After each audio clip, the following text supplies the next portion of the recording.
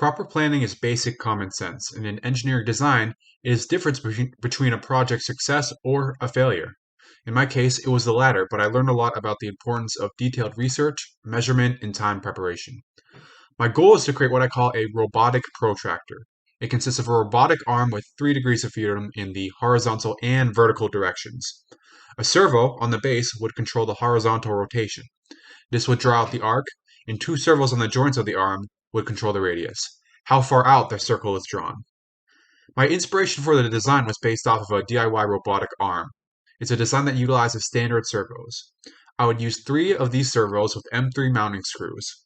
One servo would face upward on the base, another would be mounted on the lower base, and the third would be mounted on the arm. 2 motors would operate in tandem to extend the arm. A parallel circuit was a potential option for this. I utilized Tinkercad to create the designs to make sure that the thread holes for mounting the servos were properly spaced. I also had to design mounting holes for placing the servo horns. Problems became apparent on the first print. I had realized that I had not measured the thread holes properly, so they didn't turn out on the actual printing of the components, which meant I wasn't able to mount the servos. I also didn't account for the weight of the materials.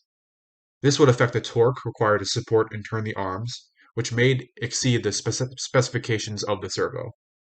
Finally, I didn't design enough space to accommodate the wires.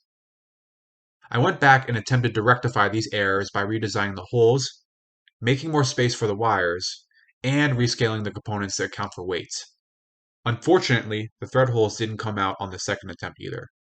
What did I learn from my experience? I learned how to set a proper timing schedule.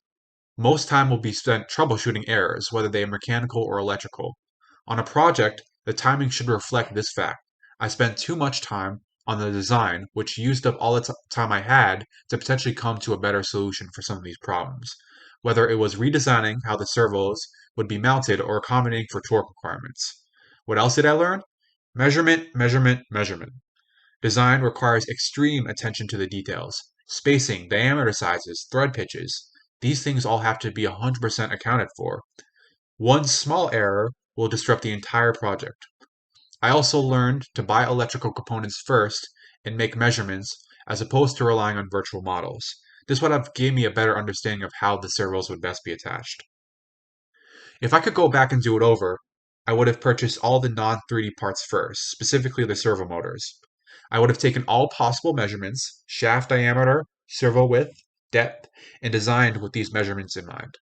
I would have looked at different ARM prototypes in order to better understand motor placement and mounting. I would have finished the design earlier so I could have had more time to troubleshoot. I would have done more research to better understand voltage requirements for certain amounts of torque. If I had done these things, I believe I would have been far more likely to create a working model. As I had said at the start, it all comes down to planning.